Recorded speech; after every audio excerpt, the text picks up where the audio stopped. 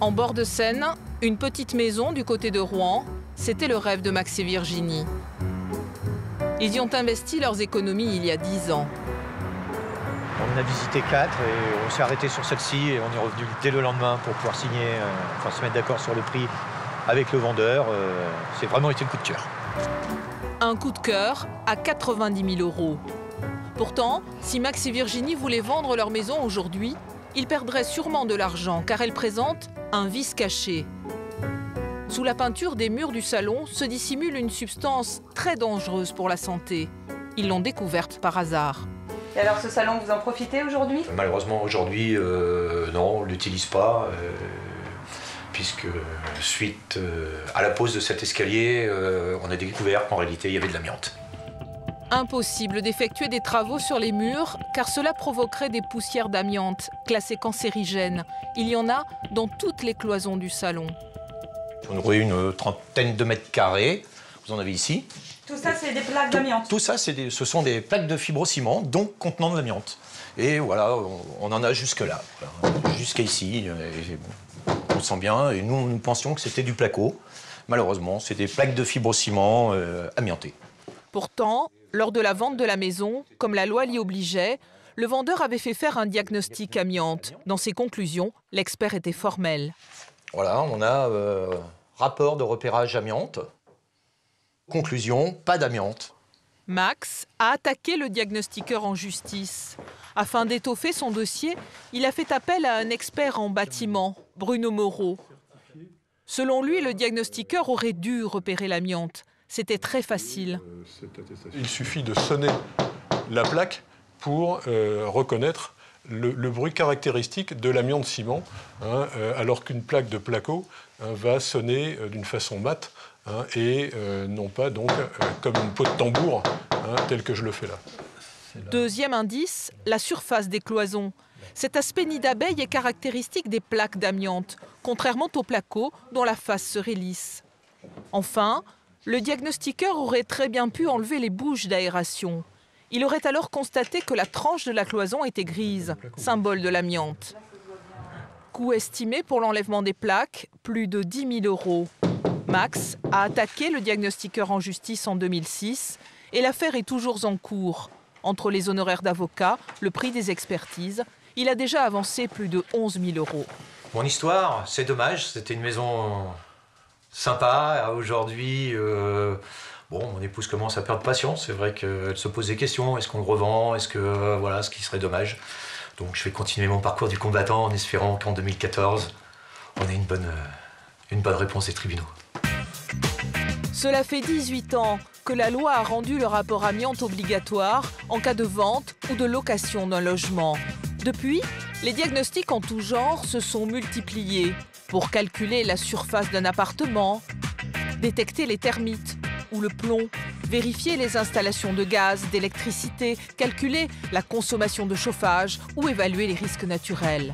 Tous ont pour but de protéger l'acquéreur contre une mauvaise surprise.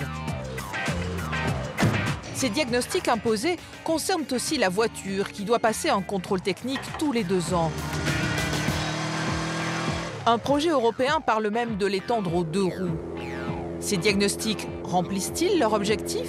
Sont-ils toujours utiles? Quels sont les enjeux financiers de cet énorme marché?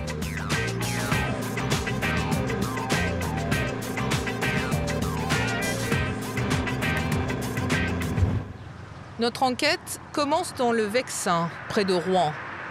Olivier Verhaeghe est diagnostiqueur depuis 15 ans. Il s'est spécialisé dans les calculs de surface, l'amiante et l'électricité. Il réalise aussi le dernier né des diagnostics qui permet d'évaluer la consommation en chauffage d'un logement. Démonstration aujourd'hui chez Jérémy Bayeux qui vend sa maison. Olivier Verhaeghe, je viens pour votre diagnostic de performance énergétique. D'accord, bonjour. Bonjour. Pour savoir si ce pavillon est énergivore, Olivier Verhaeghe va évaluer l'isolation et la qualité des équipements de chauffage. Pour cela, il va mettre son nez dans tous les recoins. Les convecteurs, le ballon d'eau chaude, C'est un ballon électrique. le compteur électrique, les fenêtres, les combles, tout est examiné de près. Je vais essayer de jeter un petit coup d'œil dans le vide sanitaire. Même les entrailles de la maison sont passées au peigne fin.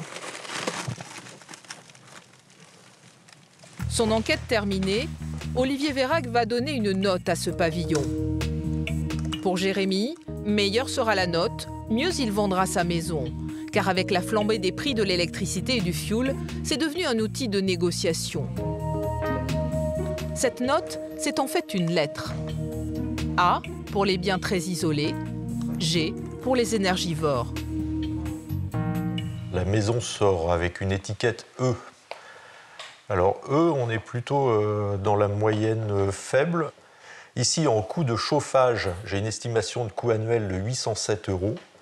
Et en eau chaude sanitaire de 265, ce qui donnerait un total annuel de 1186 €. D'accord.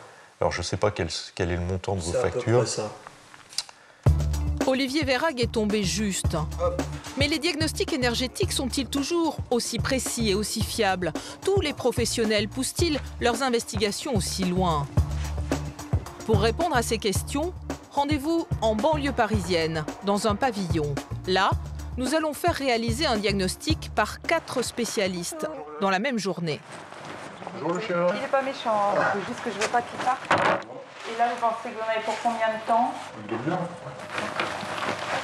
Première différence, le temps passé sur place. Il y a les pressés et les pointilleux. Vous en avez pour combien de temps, vous pensez? Normalement, en 1 heure, j'ai fini. D'accord. Objectif de notre test, voir si nos 4 diagnostiqueurs vont tous donner la même note à notre pavillon. Première surprise, tous ne cherchent pas à vérifier quelle est l'isolation du grenier, alors que c'est une information importante. À l'étage, il y a cette trappe au plafond qui permet d'accéder au comble. 3 des 4 diagnostiqueurs vont bien faire leur travail et monter dans le grenier pour vérifier s'il y a de la laine de verre. En revanche, le 4e passe plusieurs fois devant la trappe sans s'en soucier. Il va préférer se contenter de ce qu'on lui dit. Vous savez pas le type d'isolation qu'il y a là-haut, dans les combles? Dans le grenier? Non. Il va noter « information inconnue ». Pourtant, il y a bien un isolant dans le grenier. Cela aurait été un bon point pour la note de notre diagnostic. Et pour l'isolation des murs, ce n'est pas mieux.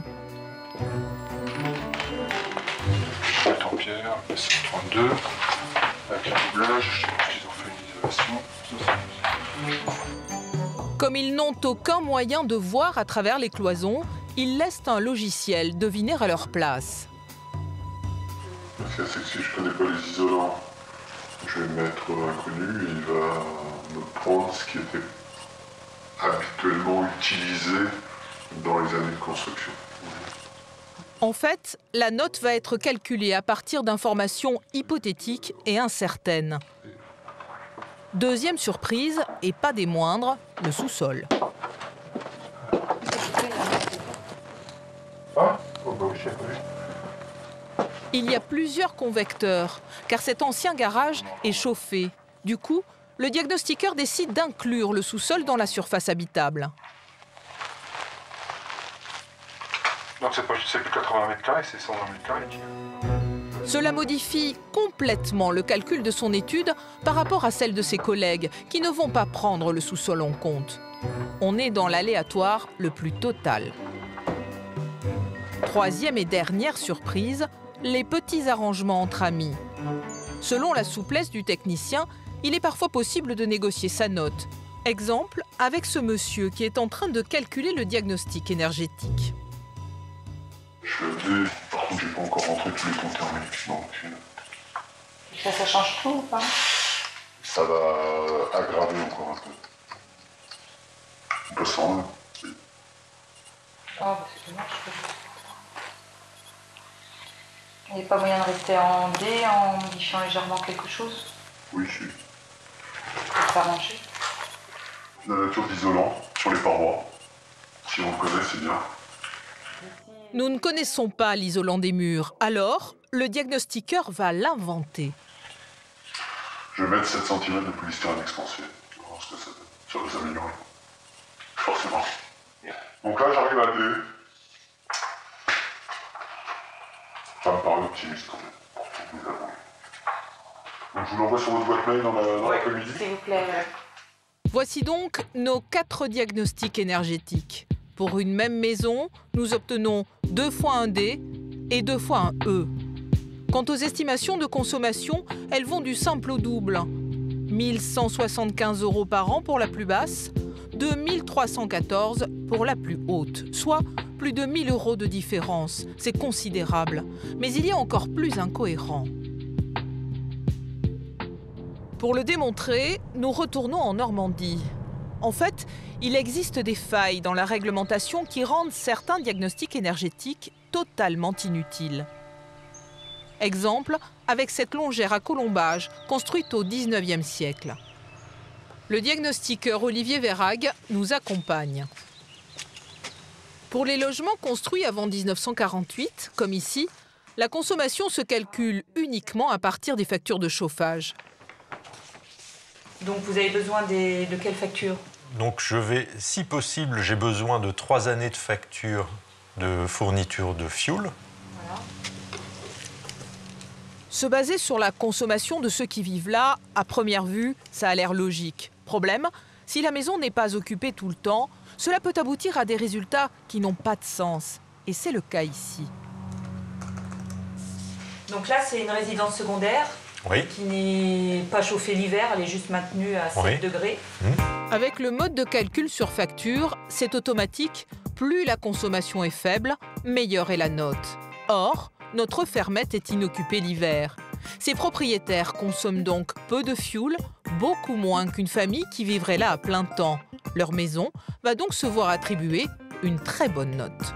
Et voilà l'étiquette énergétique. On arrive à un B de mémoire sur un certain nombre de diagnostics qui chiffrent par centaines. Je crois que j'en ai eu 1 ou 2. Ah d'accord. Ce ne sont que les maisons neuves très récentes qui obtiennent des B? En l'occurrence, il s'agissait de maisons assez récentes, réhabilitées en plus avec des grandes caractéristiques, des caractéristiques thermiques intéressantes, remplacement des vitrages, double vitrage argon partout. Oui, donc là, c'est un petit peu une plaisanterie d'être classé en B ici. Le B sur cette maison n'est pas significatif. Avec cette très bonne note, un B, le futur acquéreur de notre maison pourrait croire naïvement qu'il achète une longère très bien isolée. Pourtant, dans la réalité, c'est une passoire énergétique. Pour éviter cela, Olivier Verhaeghe a rajouté cette précision en bas du document. Cette maison est une résidence secondaire dont l'occupation est très limitée. Les étiquettes énergétiques ne sont donc pas significatives. Alors, à quoi bon payer un diagnostic de performance énergétique, ce que l'on appelle le DPE, si c'est pour obtenir un résultat incohérent? Cette question, nous sommes allés la poser ici, à La Défense, au ministère du Logement. Donc là, on a fait faire un DPE par un diagnostiqueur dans une résidence secondaire sur facture. Et voilà, il trouve ça comme résultat. Oui. C'est-à-dire il trouve un très très bon résultat, c'est-à-dire une classe énergétique en B avec seulement 710 € de moyenne de consommation par an. C'est très clair que sur des résidences secondaires, après, ça ne peut pas fonctionner. Enfin, il faut que quand même ça soit un comportement un minimum classique. Non, mais est-ce que ça a un sens de payer pour quelque chose qui n'a pas de résultat? Alors, c'est ce que je disais, on ne peut pas dire qu'il n'y a pas de résultat parce qu'il y a d'autres volets dans le DPE sur les prescriptions de travaux donc, qui sont fournis, donc il y a quand même un travail qui est fourni. Les préconisations de travaux, les voici. Le diagnostiqueur nous conseille d'acheter une pompe à chaleur géothermique ou encore d'investir dans des poêles à bois. Bref, on doit payer un diagnostic uniquement pour qu'il nous dise de dépenser plus dans des travaux. Les diagnostics ne sont donc pas toujours utiles ni fiables. Ces mauvaises surprises sont-elles réservées au seul secteur de l'immobilier? Rien n'est moins sûr. Dans l'automobile, il y a aussi un test obligatoire pour tous les véhicules âgés de plus de 4 ans. C'est le contrôle technique. Il coûte 70 € en moyenne et doit être effectué tous les 2 ans. Son but, éliminer les véhicules dangereux. Phares, freinage, direction. 124 points doivent être vérifiés par un centre agréé. Quand tout va bien, on obtient cette vignette. Mais ce sésame est-il vraiment un gage de sécurité? Le contrôleur prend-il le temps de tout vérifier?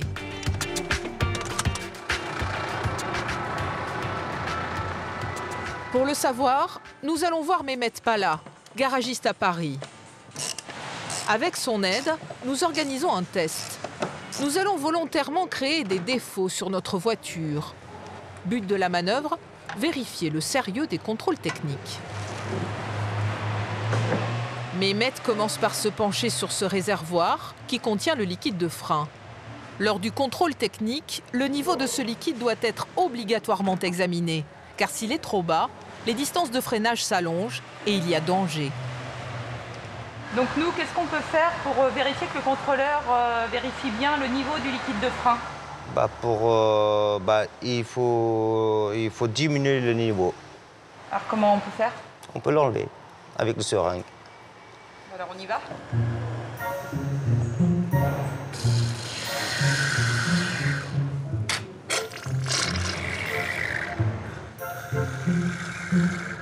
Le trait vert représente le niveau minimum requis. Le trait rouge marque ce qu'il reste de notre liquide de frein après pompage. Normalement, en contrôle technique, est-ce que ça passe? Elle passe pas. On rentre dans la zone danger, là. Exactement. Qu'est-ce qu'on lui fait d'autre à cette voiture? Les ampoules? Les ampoules, ça c'est classique de toute façon.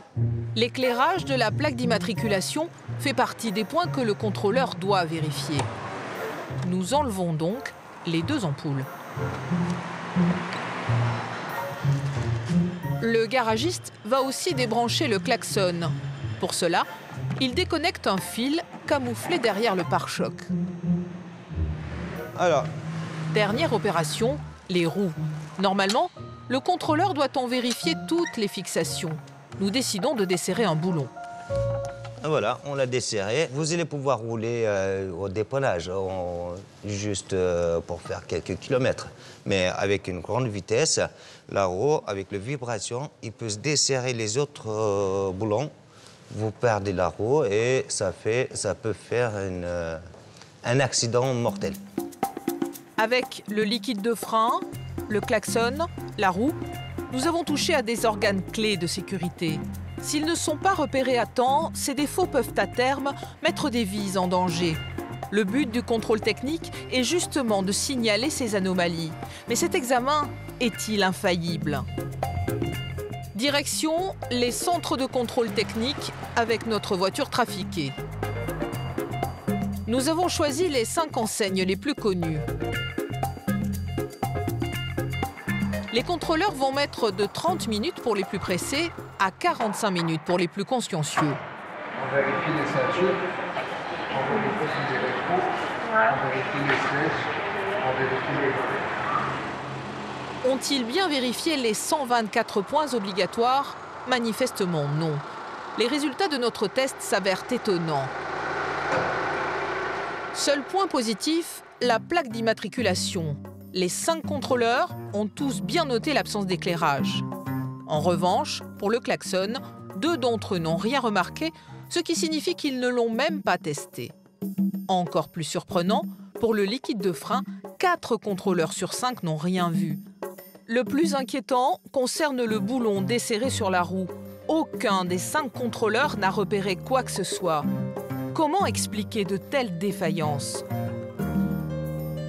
Pour comprendre, nous avons rendez-vous avec la présidente du syndicat des contrôleurs techniques, Martine Houlière.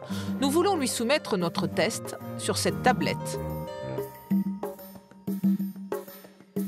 Vous voulez bien venir regarder avec nous les tests qu'ils ont fait dans les centres? Comme ça, on va... Le chef de centre vient l'épauler.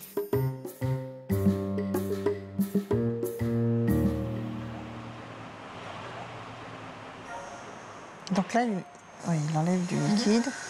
Normalement, le contrôle technique, est-ce que ça passe? Elle passe pas. On rentre dans la zone danger, là. Exactement. Là, on est un peu en dessous du niveau.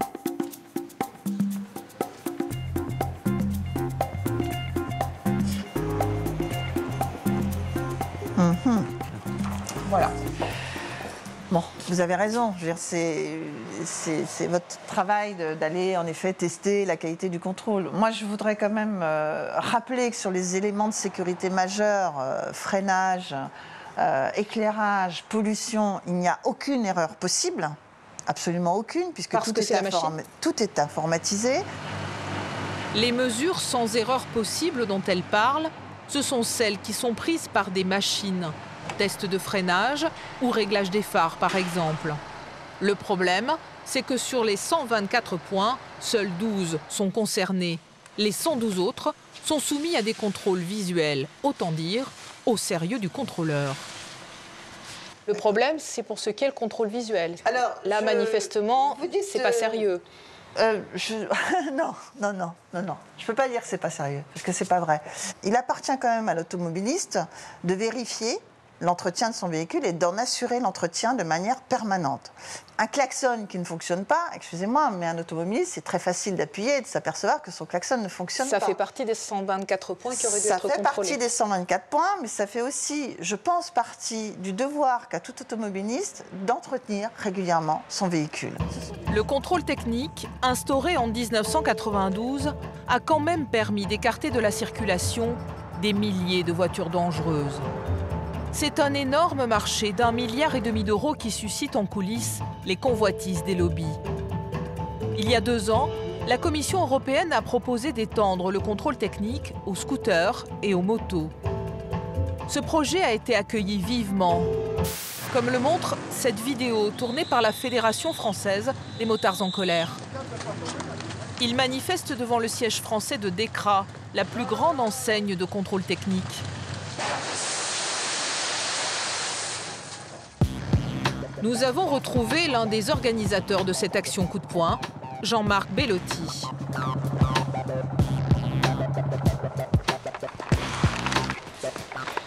Alors elle a passé le contrôle technique, cette moto là? Et non, elle a la chance de ne pas passer de contrôle technique et on espère qu'elle aura la chance aussi de ne jamais le passer.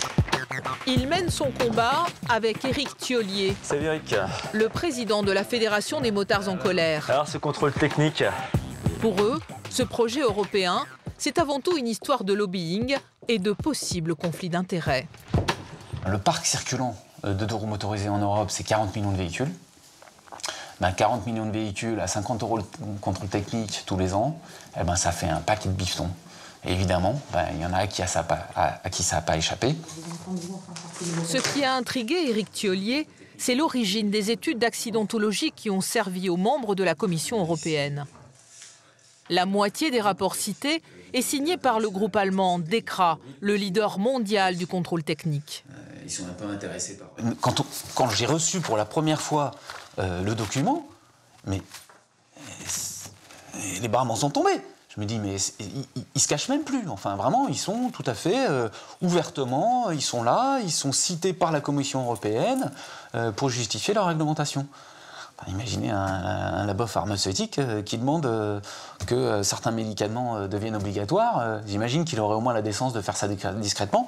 Non, là, ça apparaît très très clairement. Ils sont jugés partis, ils demandent un contrôle technique, bien sûr, pour tout l'intérêt de leur business. À l'Assemblée nationale, les députés ont rendu un avis. C'est un non au contrôle technique pour les 2 roues. Yves Savary est à la tête des partisans du non.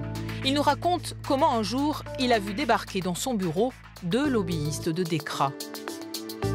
Et ils m'ont évidemment tous parlé de leur volume d'affaires, et non pas de la sécurité routière, en disant qu'ils regrettaient la position que j'avais prise, parce qu'en réalité, c'était un secteur qui ne faisait pas tant de profit que ça, qui était plus ou moins en difficulté avec la baisse des ventes ou des achats de véhicules, que sais-je. Bon, bref, on est dans l'économique, on est accessoirement dans la sécurité routière. Ils ont fait beaucoup pour la sécurité routière. Je ne dirais pas condamner le fait qu'il y ait des contrôles techniques. Je dis simplement qu'il ne faut pas assommer les gens de contraintes de cet ordre-là. Pour comprendre la genèse de ce projet, nous nous rendons à Bruxelles, à la Commission européenne. Dans leur projet de règlement, les commissaires justifient leur démarche par cette phrase. 8% des accidents impliquant des motocycles sont dus ou liés à des défaillances techniques. Une phrase qui n'est pas anodine car ce chiffre, 8%, est justement cité dans un rapport, le rapport DEKRA.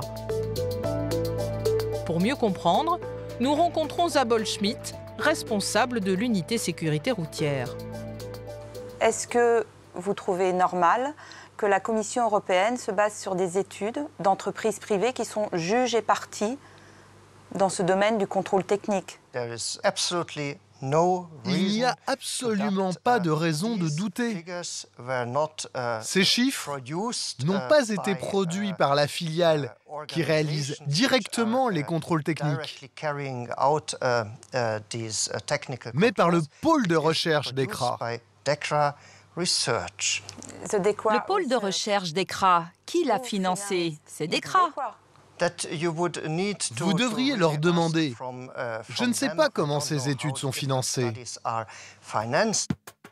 Pourtant, sur la couverture du fameux rapport, on voit très bien qui a financé cette étude. C'est DEKRA Automobile SARL. C'est DEKRA. Oui, ça appartient à la grande famille DEKRA. Alors c'est pareil. Je pense que vous devriez être prudente. Ce n'est pas parce que c'est le même nom que les études sont partiales. Vous n'avez jamais rencontré un lobbyiste de DEKRA, vous-même? Moi, jamais. Nous avons proposé une interview à DEKRA, qui a refusé. Les scooters et les motos devront-ils, comme les voitures, se faire ausculter tous les 2 ans? Pour l'instant, le lobby des motards a gagné une première bataille. La Commission européenne a reporté sa décision à 2022.